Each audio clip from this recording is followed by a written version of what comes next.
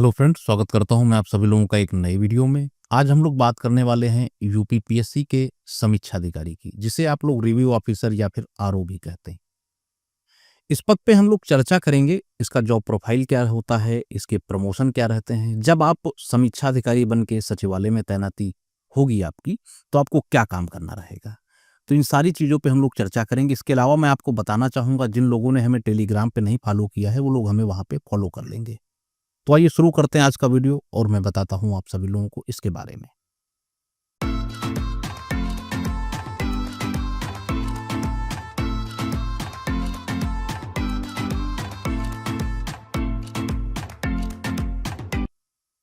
देखिए, सबसे पहले अगर हम लोग बात करें तो समीक्षा अधिकारी जो पद है, इसकी भर्ती जो है लोक सेवा आयोग कराता है। ठीक है, यूपीपीएससी कराता है और इसका ग्रेड पे जो है 4800 ग्रेड पे की नौकरी होती है ये। और प्योर राजपत्रित अधिकारी होता है समीक्षा अधिकारी। ठीक है, राजपत्रित पद है ये आपका, इस चीज को आप लोग दिमाग में रखिएगा। और 4 विभाग में इसकी तैनाती होती है। उत्तर प्रदेश सचिवालय जो कि सबसे लोकप्रिय है, दूसरे नंबर पे आपका उत्तर प्रदेश लोक सेवा आयोग, तीसरे नंबर पे राजस्व परिषद उत्तर प्रदेश और चौथे की बात करें तो कार्यालय मुख्य निर्वाचन अधिकारी उत्तर प्रदेश। तो इन 4 विभागों में आपकी तैनाती होती है। और आज हम लोग चर्चा करेंगे उत्तर प्रदेश सचिवालय में समीक्षा अधिकारी का काम क्या रहता है, जॉब प्रोफाइल क्या होता है, इस पे हम लोग चर्चा करेंगे और प्रमोशन के बारे में भी देखेंगे। तो आइए बताता हूं इसके जॉब प्रोफाइल के बारे में। जॉब प्रोफाइल की बात करें तो समीक्षा अधिकारी एक राजपत्रित अधिकारी होता है, जैसा कि मैं आपको पहले भी बता चुका हूं। काम के नजरिए से अगर देखें तो इसका काम सिर्फ एक क्लर्क वाला ही होता है, लेकिन वह इतनी अहम भूमिका निभाता है कि यदि अपनी समीक्षा के दौरान कोई टिप्पणी लिख दे तो उसे बड़े बड़े अफसर भी नकार नहीं सकते हैं। ठीक है, मैं आपको बता दूं, समीक्षा अधिकारी जो होता है उसके पास बहुत सारे प्रपत्र और पत्रावलियां आती हैं, क्योंकि आपको पता है सचिवालय में नीतियां बनाई जाती हैं और उससे संबंधित प्रस्ताव तैयार किए जाते हैं। अब उस प्रस्ताव के दौरान अगर उसने कोई टिप्पणी लिख दी और उसके बाद में वो अगर ऊपर तक जाती है, under secretary, deputy secretary, joint secretary, special secretary, किसी के भी पास जाती है, तो वो लोग उसे उसकी टिप्पणी को नकार नहीं सकते हैं। जो चीज़ है वो सही है, अगर नकारेंगे तो उन्हें एक स्पेशल रीजन देना पड़ेगा। ठीक है, तो ये पावर होती, मतलब आप समीक्षा अधिकारी हो कि अगर आपने कुछ लिख दिया और वो जायज़ है तो उसे नकारा नहीं जाएगा। ठीक है, फिर बात करें समीक्षा अधिकारी की तैनाती सचिवालय प्रशासन के किसी भी विभाग अनुभाग में की जा सकती है और वह उस विभाग के अनुभाग अधिकारी के अनुदेशों के आधार पर काम करता है। उसका मुख्य काम पत्रावलियों या फाइलों की नोटिंग ड्राफ्टिंग से संबंधित होता है। देखिए, जब सचिवालय में आप जाएंगे तो वहां पे बहुत सारे विभाग और अनुभाग आपको मिलेंगे, उन्हीं में सचिवालय के समीक्षा अधिकारी की तैनाती होती है। अब चूंकि अनुभाग है या विभाग है तो उसका कोई हेड तो होगा ही होगा, तो उस विभाग या अनुभाग के हेड को जो है अनुभाग अधिकारी बोलते हैं, जिसे आप लोग एसओ बोलते हैं, यानी कि सेक्शन ऑफिसर। ठीक है, तो उसके अंडर में कई समीक्षा अधिकारी आते हैं, चूंकि अनुभाग बड़े भी हो सकते हैं, छोटे भी हो सकते हैं। और देखा जाए तो समीक्षा अधिकारी का मुख्य काम क्या रहता है, पत्रावलियां या फाइलें जो होती हैं उसकी नोटिंग और ड्राफ्टिंग से संबंधित उसका काम होता है। ठीक है, फिर बात करते हैं सचिवालय में जब भी किसी विभाग में कोई प्रस्ताव तैयार किया जाता है तो उसकी समीक्षा संबंधित अनुभाग के समीक्षा अधिकारी के द्वारा संपादित की जाती है और समीक्षा के बाद वही प्रस्ताव उप सचिव, संयुक्त सचिव, विशेष सचिव, मुख्य सचिव, प्रमुख सचिव, मंत्री या आवश्यक हो तो मुख्यमंत्री तक जाता है। सचिवालय प्रशासन का काम ही होता है जनहित के लिए नीतियां और प्रस्ताव तैयार करना। अब मान लीजिए कोई प्रस्ताव तैयार किया गया है तो उसकी समीक्षा उस संबंधित विभाग या अनुभाग के समीक्षा अधिकारी द्वारा संपादित की जाएगी। ठीक है, अब जैसे मान लीजिए पीडब्ल्यूडी का कोई प्रस्ताव है तो वो जाएगा पीडब्ल्यूडी अनुभाग में ना कि जो है एमएचए में चला जाए, मिनिस्ट्री ऑफ होम अफेयर्स में। तो जब पीडब्ल्यूडी के अनुभाग में जाएगा तो वहां पे तैनात समीक्षा अधिकारी जिसको ये कार्यभार दिया जाएगा वो उस प्रस्ताव की समीक्षा करेगा और उसके बाद में वही प्रस्ताव उप सचिव, संयुक्त सचिव, विशेष सचिव, मुख्य सचिव, प्रमुख सचिव, मंत्री या फिर आवश्यक है तो मुख्यमंत्री तक भी जाएगा। ठीक है, कि उस पर कार्यवाही क्या होनी है। क्लियर है। समीक्षा अधिकारी की यह नैतिक जिम्मेदारी होती है कि उसे जो भी पत्र या पत्रावली प्राप्त हुई है यथा समय उस पर उचित कार्यवाही है तो समीक्षा कर उसे संबंधित विभाग या अनुभाग को अग्रेसित कराए। आप जब समीक्षा अधिकारी बन के सचिवालय में जाएंगे तो आपकी नैतिक जिम्मेदारी होगी कि आपको जो भी पत्र या पत्रावली प्राप्त हुई है, चाहे वो शिकायती हो, गैर शिकायती हो या अन्य कोई हो, तो उसे यथासमय कि उस पे कार्यवाही हो सके, उसकी समीक्षा कर उसे संबंधित विभाग या अनुभाग को अग्रेसित करा देंगे। ठीक है? फिर बात करते हैं जनपदों में समय-समय पर जिलाधिकारी, विभागाध्यक्ष या अन्य प्रशासनिक अधिकारियों को सचिवालय प्रशासन के विभागों से तमाम प्रकार के पत्राचार होते रहते हैं। इन पत्राचारों को करवाने वाले संबंधित विभाग के उच्चतम अधिकारी जैसे उप सचिव, संयुक्त सचिव, विशेष सचिव, मुख्य सचिव, प्रमुख सचिव या अन्य अधिकारी होते हैं। इन पत्राचारों के जो पत्र होते हैं, इनकी समीक्षा भी समीक्षा अधिकारी के द्वारा ही की जाती है। देखिए, जनपद का सबसे बड़ा अधिकारी होता है जिलाधिकारी, जिसे आप लोग बोलते हैं डीएम, यानी कि डिस्ट्रिक्ट मजिस्ट्रेट। इसके अलावा अन्य विभागाध्यक्ष होते हैं, प्रशासनिक अधिकारी होते हैं। इन सभी लोगों को अनुदेश हेतु सचिवालय प्रशासन के विभागों से तमाम प्रकार के पत्राचार होते रहते हैं। बहुत सारे पत्र आते रहते हैं। ठीक है, कोई नीति बनी तो उसका पत्र आया, कोई प्रस्ताव पारित हुआ तो उसका पत्र आया। ठीक है, क्योंकि इम्प्लीमेंट जो है डीएम को ही करना है, डिस्ट्रिक्ट मजिस्ट्रेट को ही करना है, तो इसलिए उसके पास पत्राचार होता रहता है। अब इन पत्राचारों को कराता कौन है? संबंधित विभाग के उच्चतम अधिकारी होते हैं, सक्षम अधिकारी होते हैं, जैसे उप सचिव, संयुक्त सचिव, विशेष सचिव, मुख्य सचिव, प्रमुख सचिव या अन्य जो सक्षम अधिकारी है, वो लोग इन पत्राचारों को कराते हैं। और इन पत्राचारों के जो पत्र होते हैं, इनकी पहले समीक्षा होती है, फिर वो जो है जनपद को भेजे जाते हैं। तो उनकी जो समीक्षा का काम होता है, उसका दायित्व भी समीक्षा अधिकारी को ही दिया जाता है। क्लियर है? फिर क्या है? समीक्षा अधिकारी ही वह अधिकारी है जो राज्य सरकार में भर्ती होने वाले संबंधित विभाग के कर्मचारियों के डॉक्यूमेंट्स वेरिफिकेशन की भी जिम्मेदारी संभालता है। वही यह निर्धारित करता है कि परीक्षार्थी के डॉक्यूमेंट्स मानक के अनुसार हैं अथवा नहीं। आपको याद होगा, यूपी पुलिस की कंप्यूटर ऑपरेटर ग्रेड ए की भर्ती संपन्न कराई गई थी यूपी पीआरबी द्वारा। उसके जो डॉक्यूमेंट्स वेरिफिकेशन का काम था, उसकी जिम्मेदारी समीक्षा अधिकारी को ही दी गई थी। अब समीक्षा अधिकारी ने क्या किया?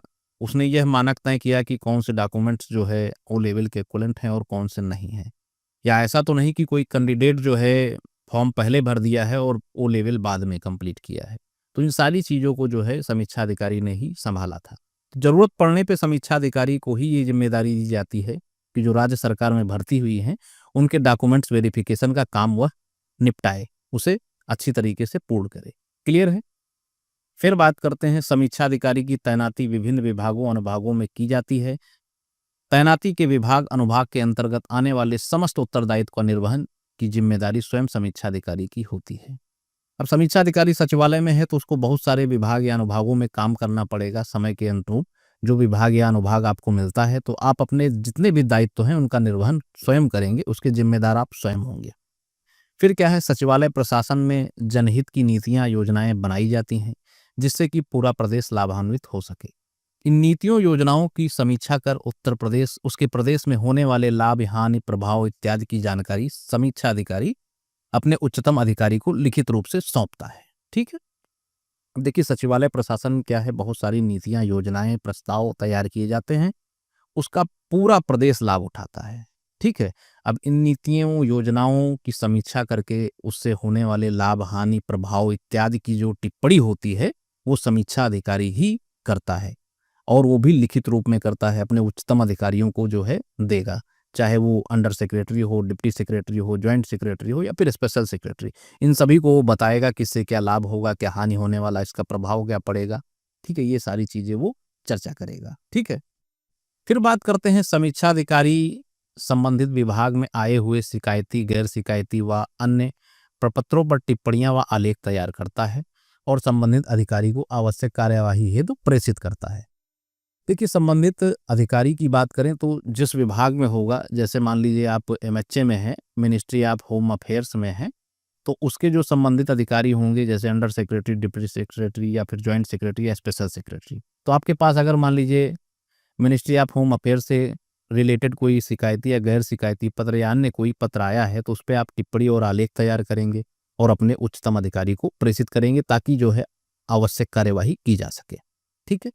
समीक्षा अधिकारी के मुख्य कामों में मंत्री परिषद के लिए विवरण पत्र, आख्याएं, सूचियां, नामावलियां, योजनाएं, आयोजनाएं, आय व्यय प्रस्ताव, नई मांगों की अनुसूची, संक्षिप्त या विस्तृत टिप्पणियां तैयार करना होता है।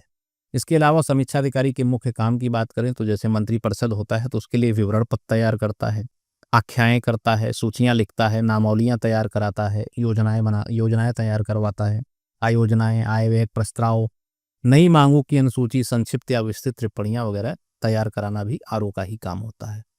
समीक्षा अधिकारी समय समय पर सचिवालय में होने वाली जरूरी मीटिंग्स में शामिल होते हैं और वहां से प्राप्त अनुदेशों को अमल में लाते हैं।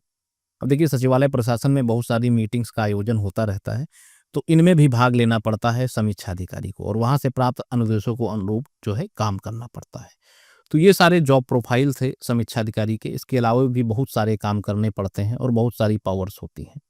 फिर किसी दिन मैं आपको अन्य चीज़ों पे चर्चा करके बताऊंगा। आइए प्रमोशन देख लेते हैं इसका। प्रमोशन की अगर बात करें तो आपकी इनिशियल पोस्टिंग होगी एज ए समीक्षा अधिकारी यानी रिव्यू ऑफिसर, आप बनेंगे आरओ। यहाँ पे आपका ग्रेड पे होगा 4800। फिर आपको नेक्स्ट प्रमोशन मिलेगा, आप बनेंगे अनुभाग अधिकारी जिसे आप बोलते हैं एसओ यानी कि सेक्शन ऑफिसर। यहाँ पे आपका ग्रेड पे हो जाएगा 5400।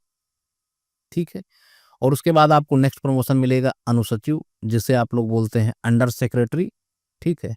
यहाँ पे आपका ग्रेड पे हो जाएगा 6600। यहाँ से आप क्या हो जाएंगे, यहाँ से आप हो जाएंगे क्लास 1 ऑफिसर। क्लास 1 ऑफिसर बन जाएंगे आप। उसके बाद में जो आपको नेक्स्ट प्रमोशन मिलेगा वो उपसचिव होगा। उपसचिव यानी कि डिप्टी सेक्रेटरी। डिप्टी सेक्रेटरी यहाँ पे आपका ग्रेड पे हो जाएगा 7600। 7600 ग्रेड पे की नौकरी आपकी हो जाएगी। फिर जब आपको नेक्स्ट प्रमोशन मिलेगा तो आप बनेंगे संयुक्त सचिव यानी कि ज्वाइंट सेक्रेटरी। ज्वाइंट सेक्रेटरी यहाँ पे आपका ग्रेड पे हो जाएगा 8700। ठीक है। उसके बाद अगर आप यंग एज में भर्ती हुए हैं तो आप बनेंगे विशेष सचिव। ठीक है। विशेष सचिव यानी स्पेशल सेक्रेटरी आप बन जाएंगे। इसका ग्रेड पे होता है 10,000। ठीक है। और ये पद जो है आईएएस या फिर आपका पीसीएस या फिर जो आरओ होते हैं यानी सचिवालय सेवा से आते हैं, उत्तर प्रदेश सचिवालय सेवक से आते हैं, इनको अलॉट किया जाता है। यानी कि ये इस पद पे जो विशेष सचिव का जो पद है इस पे आपका या तो आरओ बैठेगा या तो पीसीएस अधिकारी बैठेगा या तो फिर आईएएस अधिकारी बैठेगा। ये इसके इक्विवेलेंट पद होता है। ठीक है। समय सीमा की बात करें तो जो समीक्षा अधिकारी से अनुभाग अधिकारी बनने में थोड़ा सा ज़्यादा समय लगता है। किसी किसी का 4 से 5 साल में ही हो जाता है या फिर किसी किसी का 7 से 8 साल भी लग जाता है। उसके बाद के जो प्रमोशन हैं ये अनुभाग अधिकारी से अनुसचिव, अनुसचिव से उपसचिव और उपसचिव से संयुक्त सचिव और संयुक्त सचिव से विशेष सचिव। इसमें क्या रहता है, वैकेंसी के अकॉर्डिंग होता है, तो 3 साल कभी 4 साल। ठीक है। ऐसे जो है प्रमोशन होते हैं, जल्दी जल्दी होते हैं। सिर्फ ये स्टेज जो होती है समीक्षा अधिकारी से अनुभाग अधिकारी तक पहुंचने में आपको समय ज़्यादा लगता है। बाकी अन्य प्रमोशन आपके थोड़ा जल्दी हो जाते हैं। प्रमोशन के मामले में नौकरी बहुत अच्छी है। आपको प्रमोशन और सुविधाएं ही तो इसमें प्रदान की जाती हैं। ठीक है। तो उम्मीद करता हूँ प्रमोशन चार्ट भी आपके समझ में आया होगा। इसके अलावा जॉब प्रोफाइल भी समझ में आया होगा। आपको चीज़ें एकदम क्रिस्टल और क्लियर हो गई होंगी। लेकिन अगर कोई कमी रह गई है तो उसके लिए मैं माफ़ी चाहूँगा। आपको अगर कोई सुझाव देना है या कोई क्वेश्चन पूछना है या कुछ जानकारी लेना है तो हमारी ईमेल आईडी दी हुई है upsclecturesonline@gmail.com। इस पे संपर्क कर सकते हैं। टेलीग्राम पे जुड़ सकते हैं, यहाँ पे संपर्क कर सकते हैं, या फिर कमेंट का सेक्शन आपके लिए पूरी तरीके से खुला हुआ है, वहाँ पे आप संपर्क कर सकते हैं। ठीक है। तो नेक्स्ट वीडियो में आप सभी लोगों से फिर मुलाकात करूँगा। Thank you.